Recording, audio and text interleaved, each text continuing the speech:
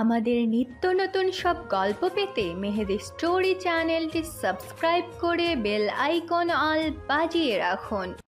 শুধু ডাল দিয়ে ভাত খেতে ইচ্ছে করছে না, একটা ডিম ভেজে দাও না আম্মা। ডিম ঘরে বসে শুধু জন্ম হয় নাকি? শুয়ে বসে তো 3 বেলায় বাপের ঘরে বসে খাচ্ছিস। আবার মজা না হলে গলা দিয়ে খাবার নামে না। নবাবজাদা জন্ম হয়েছে ঘরে, অকর্মা, এত বড় হয়েছে তাও কোনো কাজে খাটে না। বেকার ছেলের একটা ডিমের আবদারের বিপরীতে মা এতগুলো কথা শুনিয়ে রাগে গজগজ করতে জায়গা ত্যাগ করল। খাবার টেবিলে মায়ের এমন কথা শুনে খাবার গলা দিয়ে নামলো না অভির। ভাতের প্লেটটা রেখে হাত ধুয়ে ফেলল।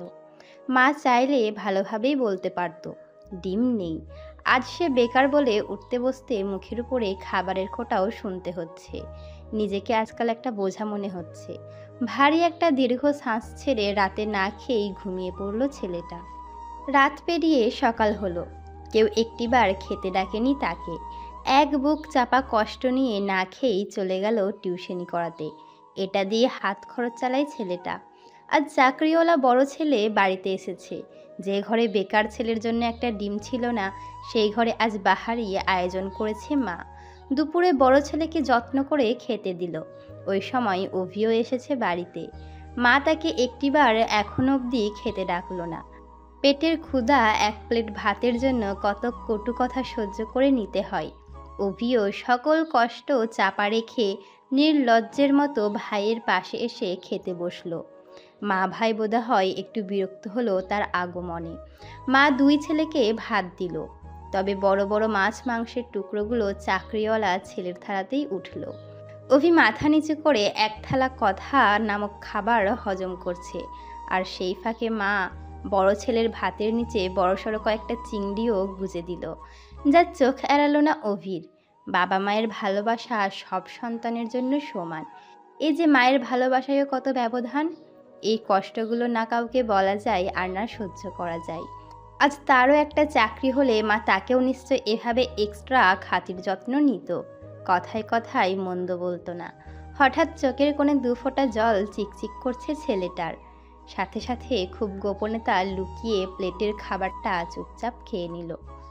বিষণ্ণ মনটায় নিয়ে অভি শুয়েছে খানিকক্ষণ। এরই মধ্যে মুঠোফোনটা বেজে উঠল। অনু কল দিয়েছে। ভালোবাসার মানুষটির নামটা দেখে মুখে হাসি ফুটল অভির। আজ ভালোবাসা দিবস। অভির অবশ্য সেসব নিয়ে কোনো মাথা ব্যথা নেই, কারণ সে চাইলেও আজ তার গার্লফ্রেন্ডকে ভালো কোনো সারপ্রাইজ দিতে পারবে না। রিসিভ করার সাথে সাথে অনু ব্যস্ত কণ্ঠে বলল, অভি, তোমার সাথে দেখা করতে চাচ্ছি আমি বিকাল 4টায়। আমি নদীর পাড়ে অপেক্ষা করছি তোমার জন্য। তুমি তাড়াতাড়ি চলে এসো, জরুরি কথা আছে। অভির হাসি মুখটা চুপসে গেল। পকেটটা একেবারে শূন্য। টিউশনের বেতন পেতে আরও 10 দিন বাকি। নিজের কাছে গাড়ি ভাড়াটাও নেই আজ। তবুও মৃদু হেসে অনুকে বলল, আচ্ছা ঠিক আছে, আমি আসছি। অভি সাথে সাথে রেডি হয়ে নিল। ভয়ে ভয়ে বাবার রুমে গিয়ে ভীত কণ্ঠে বলল, আব্বা। কন সাহেব, গায়ে বাতাস লাগাতে চাচ্ছেন বুঝি? আব্বার ঠেস মারা কথা গায়ে মাখল না অভি, বরং অনুনয় করে বলল, আমায় 100 টাকা দিবেন আব্বা, খুব আর্জেন্ট দরকার। টাকা তো কাছে ধরে, আর তোরে ছিঁড়ে ছিঁড়ে দিমু। নিজে কামাই করতে পারস না? মাইন্ডসের ছোট ছোট পোলাপান কত টাকা কামায়, পুরো সংসার চালায়, আর এত বড় দামরা হয়েও বাবার কাছে টাকা চাও? এই, লজ্জা করে না তোর? তুই সারাদিন গায়ে বাতাস লাগাইয়া বেড়াবি, আর তোরে নিত্য টাকা দেবো আমি? অনেক তো বসা বসা খাওয়াইছি তোরে, আর না। আমার সোজা সাপটা কথা শোন, তোরে এত পকেট খরচ দিতে পারবো না আমি।